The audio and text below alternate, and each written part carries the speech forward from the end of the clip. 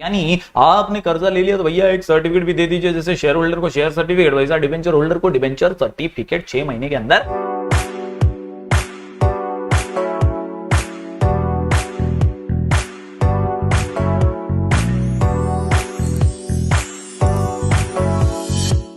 Hello everyone, मैं हूं जयेश राजगोर और स्वागत है आप सभी का इस नए इंटरेस्टिंग यूट्यूब वीडियो में। दोस्तों, हम पढ़ रहे हैं क्लास 12 का एसपी यानी सेक्रेटरियल प्रैक्टिस। ये है chapter number 4, issue of debentures का लेक्चर नंबर 1। जी हां दोस्तों, इशू ऑफ डिबेंचर्स ये है एक छोटा सा नन्हा मुन्ना सा चैप्टर, और इस चैप्टर में से कुछ ही इंपॉर्टेंट चीजें हैं जो आपको पढ़ लेनी है, बस काम फिट मामला हिट हो जाएगा। इशू ऑफ डिबेंचर्स के अंदर ऑलरेडी आपको पता ही है कि डिबेंचर्स होते क्या हैं। हमने फर्स्ट चैप्टर में भी ये पढ़ा था, 11th स्टैंडर्ड में भी थोड़ा बहुत इंट्रो हमने लिया है कि डिबेंचर्स होते क्या है। बेसिकली डिबेंचर्स क्या है, तो ये कंपनी का लिया हुआ कर्ज है, डेट है, जिसको रीपे करती रहती है कंपनी। लॉन्ग टर्म के लिए लिया हुआ डेट होता है ये, और इंटरेस्ट के माध्यम से जो डिबेंचर होल्डर्स होते हैं उनको पैसे भी कंपनी देते रहती है। इस चैप्टर के जरिए हम पढ़ेंगे कि बस प्रोविजन क्या है, कैसे डिबेंचर्स को इशू किया जाता है और किस प्रकार से प्रक्रिया जो होती है पूरी की पूरी डिबेंचर्स को इशू करने की आगे ले जा सकती है। तो कंपनी कैसे डिबेंचर्स को इशू करती है और क्या प्रोविजंस हैं, वो आज की इस वीडियो में जानने वाले हैं। अगर आप इस चैनल पर नए हैं तो जरूर से सब्सक्राइब कीजिए, बेल आइकन दबाइए, क्योंकि यहां आपको लगातार ऐसी इंफॉर्मेटिव वीडियोस मिलते रहेंगे। आप प्लेलिस्ट में जा सकते हैं, वहां पर आपको दोस्तों ओसीएम, इकोनॉमिक्स और एसपी के चैप्टर वाइज वीडियोस मिलते रहेंगे। तो बने रहिएगा हमारे साथ अंत तक।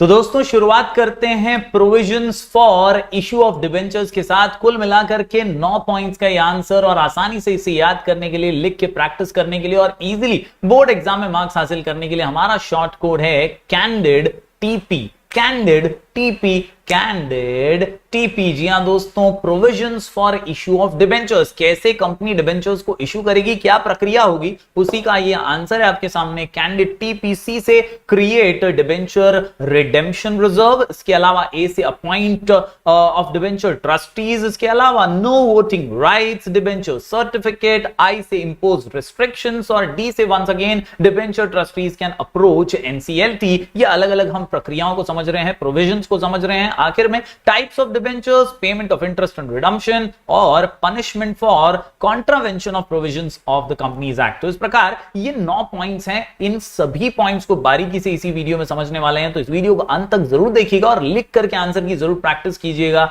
इशू ऑफ डिबेंचर्स के प्रोविजंस, आंसर का नाम candid TP. Candid TP, candid TP. चलिए शुरू करते हैं। सबसे पहले क्रिएट डिबेंचर रिडम्पशन रिजर्व। बहुत ही सिंपल सी बात है, रिजर्व तो हमेशा होना ही चाहिए। आप कर्जा ले रहे हैं तो रिडम्पशन रिजर्व बहुत जरूरी है हर कंपनी के लिए। और कंपनीज एक्ट इसी को यहां पर मोहर लगाते हुए कह रहा है, company has to create a debenture redemption reserve account out of profits of the company available for payment of dividend. यानी जो भी मुनाफा कंपनी कमाती है ना, उसमें से रिजर्व थोड़ा थोड़ा करके जमा करते रहिए। लोचा लफड़ा नहीं होना चाहिए बाद में, ताकि आप डिविडेंड आसानी से दे सकें। This money can be used only for redemption of debentures. जी हां, ये पैसा साइड में रख दीजिए ताकि इसको आप रिडम्पशन के लिए ही यूज कर सकें। As per company share capital and debentures amendment rules 2019 कहते हैं, MCA has removed debenture redemption reserve requirement for listed companies. यानी जो कंपनी लिस्टेड है वो स्टॉक एक्सचेंज के अंदर ना, उनको ये करने की जरूरत नहीं है। हालांकि जो लिस्टेड नहीं है बहुत रिस्क रहता है, पैसा लेके डूब जाएंगे तो लफड़ा हो जाएगा, और इसीलिए उनको ये रिजर्व रखना पड़ेगा।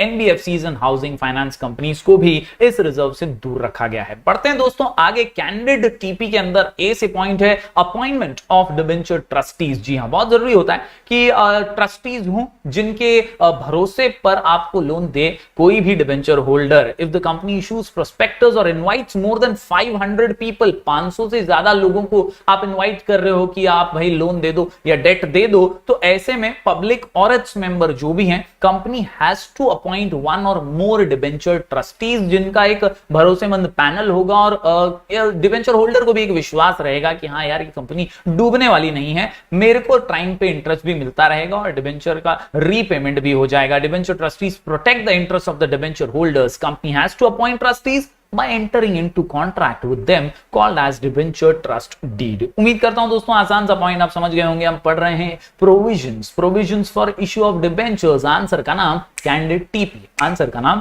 Candid TP. एन से नो वोटिंग राइट्स। भैया प्रेफरेंस शेयर होल्डर्स को मिलेगा, तुमको थोड़ी मिलेगा। यस, याद रखिए दोस्तों, इक्विटी शेयर होल्डर्स जो होते हैं, स्पेसिफिक कुछ प्रेफरेंस शेयर जो होते हैं, उनको ही ये वोटिंग का अधिकार है। डिबेंचर होल्डर तो भाई लोन देने वाला है, क्रेडिटर है, इसको नहीं मिलने वाला। Company cannot issue debentures with voting rights. Debenture holders are creditors of the company and so they do not have voting rights except in matters affecting them। तो यहां पर वोटिंग राइट्स डिबेंचर होल्डर्स को मिल है। आगे बढ़ते हैं दोस्तों, अगला पॉइंट है कैंडिडेट के अंदर debenture certificate. Company has to issue debenture certificate to the debenture holders within 6 महीना ऑफ अलॉटमेंट ऑफ डिबेंचर्स। यानी आपने कर्जा ले लिया तो भैया एक सर्टिफिकेट भी दे दीजिए, जैसे शेयर होल्डर को शेयर सर्टिफिकेट, वैसा डिबेंचर होल्डर को डिबेंचर सर्टिफिकेट 6 महीने के अंदर देना पड़ेगा। अगला इंपोज रिस्ट्रिक्शन, ये पॉइंट है। कुछ उसूल, कुछ आदर्श, कुछ रिस्ट्रिक्शन रूल्स तो होते ही हैं, यहां पर भी हैं। When the debenture trustees of the opinion that the assets of the company are insufficient और likely to become insufficient to redeem the principal amount of debentures, it may approach the NCLT. NCLT can order a company to restrict incurring further liabilities so as to protect the interest of the debenture holders। यानी जो trustees को appoint किया था ना, starting में मैंने बताया appoint trustees, तो उन ट्रस्टीज में से किसी को लगता है कि यार मामला गड़बड़ है, ये जो डिबेंचर होल्डर्स हैं इनका पैसा तो डूब जाएगा, कंपनी का कुछ ताल नहीं लग रहा है, कंपनी जो है सही से चल नहीं रही है, असेट्स जो है कंपनी के वो बेच के भी पूरा पैसा जो है डिबेंचर होल्डर्स का नहीं दे पाएंगे। तो ऐसे में वो ट्रस्टी जो है एनसीएलटी के पास जा सकता है, और ये जो है एनसीएलटी ये कंपनीज को प्रोटेक्ट करने वाली, डिबेंचर होल्डर्स के हित में बात करने वाली होती है। और यहां पर दोस्तों वो रेस्ट्रिक्ट कर सकती है ऐसी कंपनीज को कोई भी लायबिलिटीज फर्दर क्रिएट करने में, और ये प्रोटेक्ट करती है डिबेंचर होल्डर्स के इंटरेस्ट को, ताकि बॉस कोई नुकसान किसी का ना हो जाए। अगली बात करें अगर debenture trustees can approach NCLT की, तो बात सेम टू सेम पॉइंट की है। यहां पर एनसीएलटी जो है इसको आसानी से अप्रोच किया जा सकता है। डिबेंचर्स जो है, ट्रस्टी जो है, ये डिबेंचर होल्डर्स के बिहाफ पे उनके इंटरेस्ट को मद्देनजर रखते हुए एनसीएलटी को ये नेशनल कंपनी लॉ ट्रिब्यूनल को एड्रेस कर सकते हैं। Debenture trustees have to redress the grievances of debenture holders, यानी उनको अपॉइंटीज इसलिए किया है ना कि भाई जो ट्रस्टीज है उनको अपॉइंटीज इसके लिए किया है कि डिबेंचर होल्डर्स का वो लाभ देख सकें, वो देख सकें कि भैया कोई नुकसान तो उनका नहीं हो रहा है। If the company defaults in repaying the principal amount on maturity और defaults in paying interest thereon, that debenture trustees can approach the national company law tribunal. ये बनाया इसलिए गया है कि कंप्लेंट्स और ग्रीवियंसेस यानी प्रॉब्लम्स को वहां पर दिया जा सके।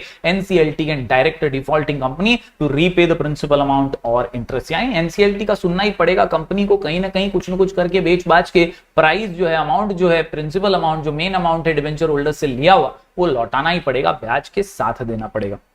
इस प्रकार दोस्तों ये कुछ इंपॉर्टेंट पॉइंट्स हम पढ़ रहे हैं provisions for issue of debentures के। शॉर्ट कोड है कैंडिडेट टीपी। यहां पर टीपी हम पढ़ने जा रहे हैं। टाइप्स ऑफ डिबेंचर्स बहुत मैटर करता है, क्योंकि दोस्तों एक कंपनी जो है सिक्योर्ड, अनसिक्योर्ड, अलग अलग प्रकार के डिबेंचर्स इश्यू करती है। A company can issue secured और अनसिक्योर्ड डिबेंचर्स एंड फुल्ली और पार्टली कन्वर्टेबल डिबेंचर्स और नॉन कन्वर्टेबल। हमने पढ़ा है दोस्तों पहले, अलग अलग प्रकार के डिबेंचर्स होते हैं। To issue convertible debentures a special resolution has to be passed in the general meeting.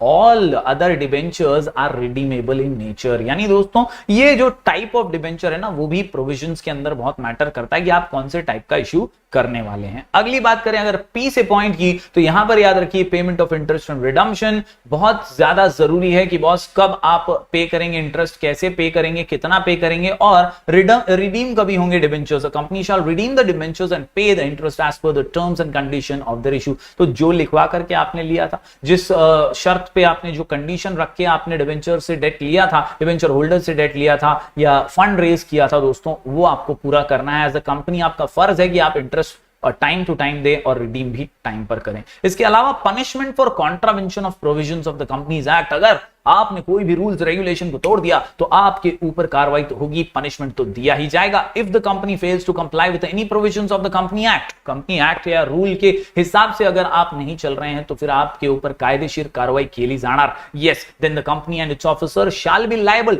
To pay fine or imprisonment or both as prescribed by that. तो यहां पर दोस्तों हमने 9 पॉइंट का आसान सा आंसर देख लिया है। Provisions for issue of debentures, हमारा शॉर्ट कोड है candid TP candid TP C से create debenture redemption reserve, appoint of debenture trustees, no voting rights, debenture certificate तो देना पड़ेगा, इंपोज रेस्ट्रिक्शंस, डी से debenture trustees can approach NCLT, और types of debentures, T से, P से 2 points, payment of interest and redemption, और आखिर में पनिशमेंट। तो उम्मीद करता हूं सभी पॉइंट्स आप लिख करके जरूर प्रैक्टिस करेंगे और ये आंसर को जरूर अच्छे से रिवाइज कर लेंगे। लिख के प्रैक्टिस करना बहुत जरूरी है, क्योंकि याद रखिए, remember to repeat to remember. तो आप याद रखिए कि वापस पढ़ना है और वापस पढ़िए, क्योंकि आंसर को याद रखना है। चलिए अब कुछ और अलग से छोटे मोटे प्रोविजंस को देख लेते हैं। तो दोस्तों ये है कुछ और प्रोविजंस जो कंपनी के शेयर कैपिटल और डिबेंचर्स के आधार पर 2014 के रूल्स के हिसाब से बताए गए हैं। यहां पर सिक्योर्ड डिबेंचर्स अगर इशू कर रही है कंपनी तो ये रूल्स भी फॉलो करने पड़ेंगे, जो कि सिमिलर ही हैं। सबसे पहला, टेन्योर क्या है सिक्योर्ड डिबेंचर का, तो 10 साल से ज्यादा की अवधि नहीं हो सकती। कुछ ही कंपनीज ऐसी हैं जो 10 साल से ज्यादा का टेन्योर ले सकती हैं डिबेंचर्स को रेज करने के टाइम पे, जैसे कि इंफ्रास्ट्रक्चर प्रोजेक्ट्स वाली कंपनीज हैं, companies permitted by the ministry of corporate affairs या सेंट्रल गवर्नमेंट या आरबीआई से रिलेटेड कोई कंपनी है तो वो इशू कर सकती है debentures beyond a period of 10 years. Otherwise दोस्तों 10 साल के अंदर ही आपको काम फिट कर देना है। इससे जो ये जुड़ी हुई कंपनीज हैं जिनका मैंने अभी अभी नाम लिया, ये वाली भी कंपनी अगर इशू कर रही है डिबेंचर्स तो 30 साल के अंदर ही इनको रिडीम कर देना है। इसके अलावा दोस्तों दूसरा इंपॉर्टेंट पॉइंट है create a charge on assets. ये बहुत जरूरी है सिक्योर्ड डिबेंचर के केस में। यहां पर चार्ज ऑन असेट्स बहुत ही इंपॉर्टेंट है उसकी सब्सिडरी कंपनी और होल्डिंग कंपनी का। तो value of charge should be adequate to cover the entire value of debentures issued, यानी किसी भी डिबेंचर होल्डर का नुकसान नहीं होना चाहिए। वो आपको कर्जा दे रहे हैं आपकी जरूरत के टाइम पे, तो ऐसे में उनका असेट्स के ऊपर भी अधिकार क्रिएट करना चाहिए। कल को अगर आप फेल हो गए पैसा देने में तो वो असेट जो है वो ले लेंगे। The value of charge should be adequate, और साथ ही साथ if a government company issues secured debentures which are central और स्टेट गवर्नमेंट, यहां पे सरकारी मामला अगर है तो गारंटी देनी पड़ेगी कि भैया then it need not create any charge on asset. वो गारंटी दे देगी तो फिर चार्ज का कोई सवाल नहीं उठता है। इसके अलावा दोस्तों अपॉइंटमेंट ऑफ डिबेंचर ट्रस्टीज, अभी अभी हमने पढ़ा, एक पैनल अपॉइंट कीजिए जिनके भरोसे पर डिबेंचर होल्डर्स जो हैं वो पैसा आप पे लगा सकें। साथ ही साथ इसमें ट्रस्ट डीड वगैरह साइन करा लीजिए। सारे रूल्स रेगुलेशन क्लियर रखिए कि भैया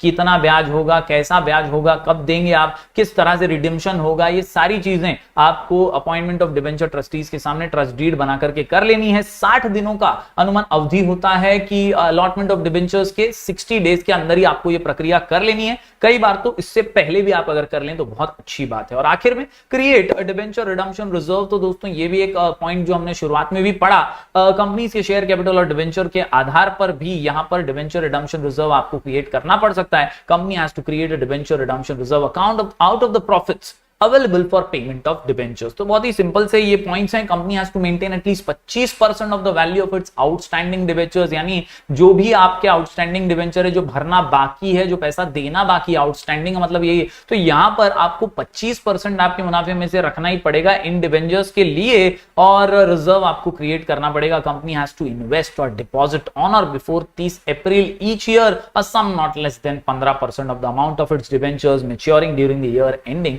31 मार्च। तो ये भी खास बात है कि 15% आपको इन्वेस्ट करना है डिबेंचर्स के नाम पे। Money from this account is used for redemption of debentures only. तो ये कुछ इंपॉर्टेंट 4 पॉइंट्स है दोस्तों। उम्मीद करता हूं आज का आंसर आपको समझ में आया होगा। जरूर इसके लिख करके प्रैक्टिस कीजिए। हम ऐसे ही वीडियोस लेकर आपके लिए आते रहेंगे लगातार, तो बने रहिएगा इस चैनल पर। हम मिलेंगे फिर एक बार कुछ और नए वीडियोस के साथ। तब तक के लिए do like, share and subscribe.